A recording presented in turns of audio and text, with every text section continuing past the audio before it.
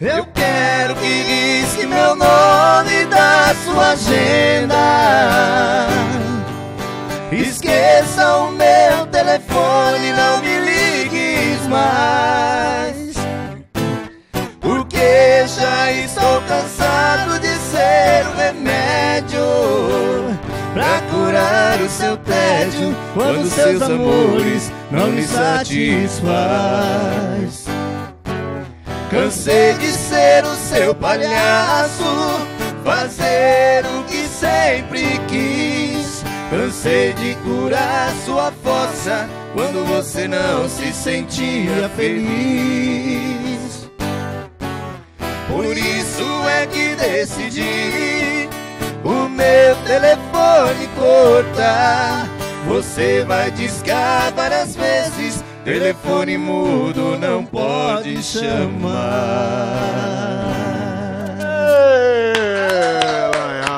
Vamos falar, essas músicas eram boas demais, rapaz. Aí você ouve agora, as músicas novas são...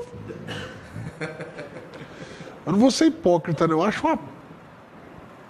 Não vou falar bosta nesse horário, porque não pode. Então eu vou falar porcaria.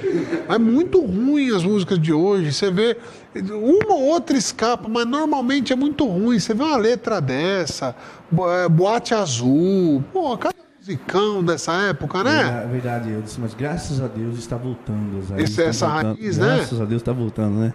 A gente Várias tá vindo... estão trabalhando com isso agora. Não, teve a fase do tchá-tchá-tchá-tchá-tchá, que era chata pra burro também, mas pelo menos era mais dançante. Vamos fazer homenagem a ele.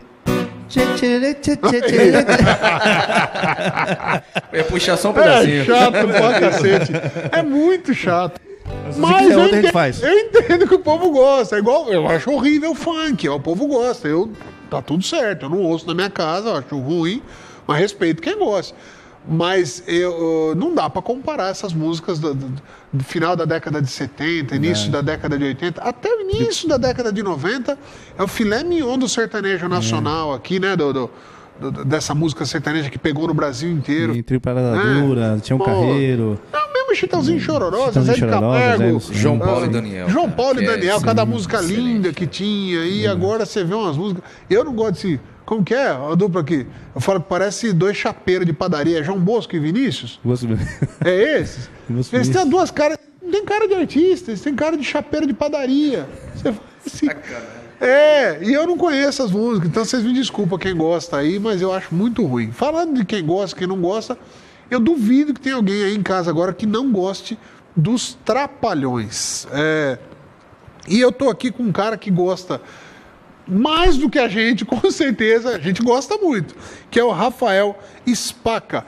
Ele fez um livro, O Cinema dos Trapalhões, por quem fez e por quem viu. Um livro muito bacana, que foi lançado recentemente, foi indicado para mim pelo meu amigo Kendi Sakamoto. Um grande abraço para o Kendi. E tô aqui com o Rafael, seja muito bem-vindo. Obrigado, é um prazer estar aqui falando com você. Eu confesso que eu tô morrendo de inveja de você ter conseguido dedicar uma parte da sua vida para escrever um livro que você deve ter se divertido demais para pesquisar. É sensacional a ideia. De onde veio essa ideia, Rafael? Olha, na verdade partiu do Kendi. Eu conversando com ele, assim, espontaneamente, tinha falado para ele da minha pesquisa a respeito dos Trapalhões. Essa pesquisa, ela tinha como uma base futura a minha tese de mestrado. E o Kendi falou, você tem um material muito rico, vamos compartilhar isso com o público, com os leitores, né, porque não tem nenhum livro a respeito dos Trapalhões no mercado. Se você for em qualquer livraria, né, e isso que me espanta, porque os Trapalhões chegaram a ter 6 das 10 maiores bilheterias do cinema nacional. 6 das 10 maiores bilheterias do cinema. Deus. Levaram milhões de pessoas ao cinema. E não tinha Lei Rouanet, não tinha nada disso, não era na raça. Era um cinema fazia. sustentável, como o Denis Feijão escreve aí na quarta capa. E é coisa do Brasil mesmo, né? Um fenômeno de cinema, de indústria de cinema, como os Trapalhões, não ter uma pesquisa que pudesse abastecer esse público ávido pelos Trapalhões com informações. E o que a gente falou, vamos lançar isso em livro. Então, o livro nasceu assim, da surpresa, né, do acaso, e virou uma publicação que, ao meu entender, é uma publicação muito bonita, muito rica de informação. Um livro com quantas páginas? São 552. Eu vou falar, tem coisa que eu olho aqui que já dá vontade. Não estou fazendo tipo... Acho que quem me conhece um pouquinho, sabe, emociona de vontade de chorar. Só de ver a capa de um dos filmes, essas coisas. Eu ia no cinema de chorar, eu já contei para você aqui no intervalo. Até os meus 10 anos de idade, todas as vezes que eu fui no cinema foi para ver Os Trapalhões. O primeiro filme que eu vi no cinema sem ser Os Trapalhões foi ET. E confesso que vi a contragosto. Fui na porta do cinema, estava passando um filme do ET e no outro cinema Os Trapalhões. Aí eu queria ver Os Trapalhões, mas meu pai, minha mãe, minha irmã quiseram ver o raio do ET. Eu fui a contragosto. Adorei depois, mas por mim tinha ido assistir Os Trapalhões. Essa sua história é uma história que reflete a história de milhares de brasileiros. Milhões, né? Acha, né? Milhões. Porque eles formaram plateias, formaram público, estão na memória afetiva de milhões de espectadores. E hoje tem um livro que pode abastecer esse público, esses fãs, com informações assim que corriam o risco de ser esquecidas, né? Porque eu entrevistei continuista, contra-regra, técnicos que trabalham com os Trapalhões e também artistas, né? Que resolveram compartilhar essas histórias com o público. Você encontrou dificuldade para algum tipo de informação? Porque boa parte desses artistas ligados aos Trapalhões, eles caíram num ostracismo, eles meio que assim, sumiram, muitos desistiram da carreira artística, muitos deles, outros faleceram do próprio grupo, 2 deles, né, Mussum e Zacarias, faleceram cedo, inclusive os 2, né, morreram muito novos, eu não lembro a idade que eles tinham na época, mas eram muito jovens para falecer. Você teve dificuldade de conseguir informação? Você conseguiu acesso, por exemplo, a arquivos da Rede Globo, coisa desse tipo? Como é que foi? Olha, na verdade eu nem busquei esse arquivo na Rede Globo. A minha ideia era entrar em contato com esses profissionais que fizeram o Cinema dos Trapalhões e extrair deles essa memória vivencial que eles tiveram com os Trapalhões. Então eu peguei, por exemplo, a ficha técnica, esse cartaz que você mostrou, foi desenhado pelo Benício, José Luiz Benício, que é um artista do Rio, um mago um cartazista. Ele desenhou todos os cartazes dos Trapalhões. Então eu pegava a ficha técnica e via lá o nome de um sujeito que trabalhou na contra-regragem, por exemplo. E buscava encontrar essa pessoa. E essa pessoa, uma vez encontrada, me passava um outro contato de uma outra pessoa que ele tivesse trabalhado no filme dos Trapalhões. E aí eu fui aumentando essa rede. E essas informações que eu peguei, falava com essa pessoa e essa pessoa compartilhava não só as suas lembranças e memórias, mas também o seu acervo fotográfico. Então todas essas fotos que você mostra aí no livro... São acervos pessoais. São acervos pessoais. Então é um livro que ele é muito pessoal, né? O que saiu na imprensa já foi divulgado. Mas a história dessas pessoas com os Trapalhões, isso jamais tinha sido relatado. E esse livro, ele cumpre essa missão. É sensacional. Tem cada coisa aqui que isso é assim, né? A gente ouve, não sei se dá para ver direito aqui, são desenhos, são esboços de roupas. É um croquis da Bárbara Mendonça. Inclusive no lançamento do livro do Rio de Janeiro, ela me presenteou com um croquis original. Tem um museu desenho de figurino. Existe um museu? Não tem nem no cinema. Eu juro por Deus, dá vergonha às vezes de ser brasileiro. Aí nego fala assim, nossa, cultura norte-americana. O cara faz sucesso com uma música nos Estados Unidos, cria um museu, vai pro Hall da Fama, não sei o que, fala, mas eles são exagerados. Não, eles estão corretos, tá valorizando o que é bom. A gente tem aqui os Trapalhões. Desculpa, era para ter museu, era para ter ainda linha de produtos dos Trapalhões. E tá lá o Renato Aragão tentando ainda fazer alguma coisa. O Dedé, coitado, o Dedé passou de um lado para o outro, de um para o outro. Tentaram, inclusive, explorar o Dedé como coitado, uma época, emissoras de televisão, a Sônia Abrão da vida e toda a sua prole, né? Que se espalhou em outras emissoras. São heróis da arte. Eles fizeram, eu vou falar assim, para o cinema brasileiro, se eu estiver errado, você me corrija aqui, ou se alguém achar diferente. Não existe nenhum outro grupo que foi tão importante durante tanto tempo como os Trapalhões foram para o cinema brasileiro. O cinema brasileiro teria morrido se não fosse os Trapalhões naquelas décadas de 70 e 80. Eu estou falando errado? Sem dúvida, você está certo. Os Trapalhões, eles, como grupo, fizeram uma indústria de cinema. Eram 2 filmes por ano, nas férias escolares, do começo do ano e do meio do ano. Quantos filmes foram? Aí tem a filmografia completa, os 4 juntos dá mais de 20. Né? Mas o Dedé... Estamos falando aqui de 10 anos, aproximadamente. 2 décadas. 2 décadas. Eram 2 filmes por ano, em média.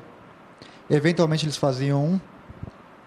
Mas o Dedé, antes dos Trapalhões, depois fez mais filmes. O Renato Aragão também é a mesma coisa. Então é uma indústria, uma filmografia muito extensa. Qual que é teu filme preferido dos Trapalhões? Já te perguntaram isso? Já. Imagino, né? O Saltimbancos Trapalhões. O musical fantástico que une música... Lucinha Lins. Popular e o erudito, aquilo é fantástico. Sensacional. Os Trapalhões, o rei do futebol, que é difícil casar cinema e futebol. Né? E o Pelé participa. O Pelé era goleiro, não era? Nesse filme? É goleiro. O Pelé era goleiro. Olha a genialidade do Didi aí, de quem fez o filme. Pegou o rei do futebol, que na época ele ainda estava muito fresco, a aposentadoria dele, não é? E colocou ele no gol. Ele que era o craque do time. E o Pelé chegou a levar a sério essa carreira. Quando ele aposentou do futebol, ele deu entrevistas dizendo que queria ser um astro de cinema. Então ele chegou a investir. Ele fez aquele filme Os Trombadinhas, ele produziu. Pedro Mico, ele produziu. E com os Trapalhões ele foi o ator. Né? Fuga para a Vitória é o melhor filme da história, na minha opinião, também, sobre futebol. Ele fez. Sylvester Stallone era o goleiro. Você lembra disso? Michael Caine era o becão inglês e o Pelé era só que ele não fazia brasileiro, né? Ele era hondurenho, ele tinha uma outra nacionalidade lá no filme. Procurem esse filme aí, Fuga para a Vitória. Virou um clássico. É hit isso. Dos Trapalhões, você teve contato com o Dedé e com o Didi para fazer... que inveja de você. Cara, vou ficar com raiva de você. Eu vou perder a amizade com você depois dessa... Isso é engraçado porque o Renato Aragão foi a última entrevista do livro. Foi aos 48 do segundo tempo. Eu tive o privilégio de ir na casa dele, entrevistar ele. Eu vou embora. Eu vou embora, você vai terminar o programa sozinho. Eu me recordo que ele nos recebeu super bem. Inclusive está na minha memória ainda fresca a torta de frango e o bolo de cenoura que ele nos serviu ali. Foi incrível. Você chorou? Eu não, eu disfarcei. Eu segurei a emoção. Eu ia chorar. Olha, eu tô aqui, você tá falando, eu tô imaginando. É ídolo. Você encontrar o seu herói ali frente a frente é incrível. E o Dedé participou do lançamento do livro. Ele chegou no dia do lançamento, a dividir a mesa comigo e autografar o livro, porque, claro, o livro é ele também. Que legal. Eu falo que Deus não deixa eu ser milionário, ganhar na loteria, porque eu ia fazer tanta bobagem. Se tivesse muito dinheiro, eu montava o Museu dos Trapalhões. Isso é obrigação. Isso é obrigação. O país tem essa obrigação de fazer coisas para homenagear esses caras e as famílias deles, e etc, etc. Eu estou aqui encantado. O livro é uma produção independente, né? Você fez com o Kendi, é isso? Na editora do Kendi. O apoio total é da Editora Laço, né? A quem eu muito agradeço porque... acreditou nesse sonho. A ideia partiu do Kendi e a Editora Laços ela deu total apoio e meu agradecimento. Qual a tiragem inicial que vocês fizeram da primeira edição? 1000 exemplares. 1000 exemplares. E já está quase esgotando. Eu ia falar isso. Eu imagino que já vai ter que preparar uma segunda edição. Porque é engraçado que tem muitos fãs, né? E tem um fã-clube enorme nas redes sociais. Então isso tem sido compartilhado e virou uma coqueluche. Quanto está custando o livro? O livro está R$50. Valor normal de um livro. Por enquanto ele páginas pode ser são 500 e tantas? São 552 páginas. E pelo site da Editora Laços as pessoas podem adquirir esse livro. Eu falo assim, o Kendi Sakamoto, inclusive estou devendo trazer o Kendi aqui para me dar uma entrevista. É meu vizinho, mora lá no mesmo, não está morando agora, mas vai lá de final de semana, no mesmo condomínio que eu moro lá na Castelo Branco. E é um desses caras que também não pode ficar milionário, porque se ele fizer, vai fazer um monte de besteira.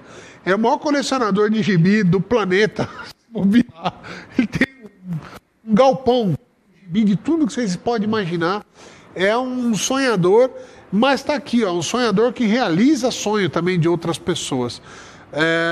Sensacional a ideia. Eu quero contribuir no que a gente puder, a TV Cidade, para a divulgação do livro. O projeto é sensacional. Você, um herói, mais um desses heróis brasileiros que fazem, que atuam onde muitas vezes o governo poderia atuar, né? Quanto que foi que deram de dinheiro lá para aquela peça Macaquinhos? Lembra disso? Alguns milhares de reais. Sabe do que se trata, Macaquinhos? Procura aí, não vou falar agora. É bem deprimente do que se trata a peça Macaquinhos. E um projeto desse que tinha que ter apoio da Ancine, que tinha que ter apoio, obrigação, não é favor, não é obrigação, e não é com o Rafael, não, é com o Didi, Dedé, Mussum, Zacarias e toda aquela trupe que eles criaram na década de 70 lá. A gente estava falando aqui, até no intervalo, o humor hoje está chato pra caramba. Na época eles tinham o Mussum, que era o grande pássaro, que era uma brincadeira que eles faziam chamando o Mussum de urubu. Sim. O Dedé, que eles brincavam, que era macho pra caramba. Vocês lembram desse movimento aqui, ó? Mostra a câmera aqui, ó. Que ele falava alguma coisa que não era verdade, ele fazia assim, né? Tava mentindo. Brincava de homossexual com o Dedé. Tirava sarro do Didi pelo fato de ser um nordestino, preguiçoso, meio que queria dar o golpe nos outros, tá? E o mineiro, que era tido até meio como o burrinho do grupo, tá? Com a maior leveza do mundo. Eu assisti isso a minha vida inteira, não virei nenhum preconceituoso. Tá chato o humor, né, Rafael? O politicamente correto tá acabando com o humor, né? Hoje tem roteirista e redator de humor que faz piada do lado de um advogado para saber se vai dar processo ou não. Tá uma loucura, né? Os Trapalhões, se a gente fizer uma reflexão aqui, será que eles tinham vida? Seria perene com o mundo de hoje? Com a patrulha ideológica, com essas redes sociais? Eles viveram, eles tiveram a sorte de viverem num tempo outro, que não esse da patrulha. Se você pensar até essa última fase dos Trapalhões, quando só estava o Didi com alguns personagens e tal, já tinha perdido a graça, já tinha perdido a pegada, porque teve que ir se adaptando a esse mundo chato que a gente vive. Não é porque eu faço uma piada com um amigo meu que é homossexual, eu chamo o cara, seu viadinho, não significa que eu não o respeito. Significa que eu não o respeito se eu não tiver amizade com ele. Como eu falo com o João Miguel. É o caso deles ali, que eles estão falando. Como que é? Pode falar. Ô, viadinho, ele fala, viado é você, e assim fica. Cuida da sua vida, eu falo vida. Pronto, já fica tudo bem, Mas o que eu falo assim, não tem mais espaço para brincadeira. Tudo virou agressão. E tá chato demais. Né? Uma pena. Isso que você falou do apoio da Ancine, e também em favor da memória nacional. O Brasil é um país que não se recorda do que aconteceu ontem. Sim. E livros que venham a resgatar essa memória, documentários, precisam ser incentivados, porque a memória no Brasil não existe, né? Então, para quem pesquisa, é muito difícil você encontrar material que dê base para a sua pesquisa. Não, verdade. Desculpa, eu só, ainda no que você estava comentando, sobre preconceito e essas coisas assim, existe, né, esse patrulhamento que vocês estão falando, né, do humor, mas em outras situações, lógico que nós não estamos aqui para levantar nenhum tipo de bandeira, a gente curte tudo quanto é tipo de música. Alguns certos tipos de músicas aí que pegam pesado, não existe, acabou o patrulhamento, né? Tem a patrulha voltada, vamos dizer, para o humor. Sim. Mas para baixaria não tem. Não tem. Né? Você pega filho, cena, criança. Você pega a cena de novela, o que passa 9 horas, 10 horas da noite, que isso sim tinha que estar em horário melhor adequado. Isso sim. Você pega a música do funk, aí você vai falar, nossa, mas não é um tipo de patrulha? Mas desculpa, pornografia tem que ser patrulhada. A brincadeira é que não. Eu posso chamar um negro, de senhor, e não contratá-lo para trabalhar comigo, ou quando ele vira as costas, chamar ele de coisas ofensivas e fingir que eu tenho respeito por ele. Ou um homossexual, ou um nordestino, ou uma mulher, ou qualquer outra forma de preconceito, ou um empresário, ou um pobre, porque tem preconceito para todos os lados. Tem preconceito para empresário também, né? Às vezes o cara fala, isso aí é coxinha, é um tipo de preconceito. Não, esse daí é vagabundo do PT, é outro tipo de preconceito. O cara pode ser do PT e não ser vagabundo. O cara pode ser empresário e não ser coxinha. Então, esses preconceitos não precisa ser falado. Não precisa ser falado. Ele pode ser utilizado. Então, às vezes, o falar, muito pelo contrário, quebra os preconceitos. Mas, quer que eu fale? Estou malhando em ferro frio aqui, não vai dar em nada o que eu estou falando. Muitos de vocês talvez nem concordem com o que eu estou falando. Rafael, tem projeto para fazer uma sequência, alguma coisa? Já estão pedindo? Eu já estou pedindo aqui. Ó. Se não tem, eu sou o primeiro. No lançamento do livro, teve muita gente que apareceu e falou, você não me entrevistou, eu também trabalhei com os Trapalhões. Porque não é fácil você encontrar técnico, enfim, é muito difícil. Falar para fazer um volume 2, revisto e ampliado. Pode ser, mas o meu próximo projeto é uma biografia da atriz Débora Muniz. É a atriz predileta do Zé do Caixão. Ela tem uma história fantástica na Boca do Lixo de São Paulo. Começou como técnica e virou uma estrela do cinema. Olha só. Então, ano que vem, esse ano ou ano que vem, eu irei lançar esse livro também pela Editora Laço. O Zé do Caixão é outro, né? Que é um gênio. No exterior ele é respeitado e aqui as pessoas só chamam ele para programa de televisão para tirar sarro, para usar a imagem dele como meio de gozação e não de respeito. Então, fica aí. Rafael, eu quero parabenizar demais você, parabenizar o Kendi. Eu sou fã do Kendi Sakamoto. Gostaria muito de tê-lo mais próximo aqui da TV Cidade, porque ele é um gênio, de verdade. Um gênio, sabe de tudo. Impressionante, né? Cultura geral do Kendi. E dizer que da minha inveja branca aqui, de você ter conhecido pessoalmente o Didi, o Dedé, de você ter tido a oportunidade de entrar na casa do Didi. É uma emoção, porque é diferente encontrar o cara e entrar na casa dele. Assim, parabéns, que os outros projetos seus sejam tão iluminados quanto esse daqui. Tenho certeza que você vai ter que fazer ainda muitas tiragens de 1000 desse livro aqui, da edição revisada, e sei lá quantos forem. O tema é maravilhoso. Parabéns. Quantos anos você tem? Eu tenho 34 anos. 35, desculpa. Boa idade, né? Vou fazer 36 esse ano. Você é novo para curtir os Trapalhões. Você era muito novinho. Eu nasci em 80, mas eu sou de 72, não. Com certeza, você pegou. Eu queria falar que esse livro ele tem me proporcionado assim, momentos mágicos. O fato de conhecer o Renato Aragão na casa dele, dividir a mesa do lançamento com o Dedé e ter conhecido outros técnicos e outros artistas que trabalharam com eles. Né? Então, essas 132 pessoas que eu entrevistei, meu agradecimento, meu abraço a todos eles.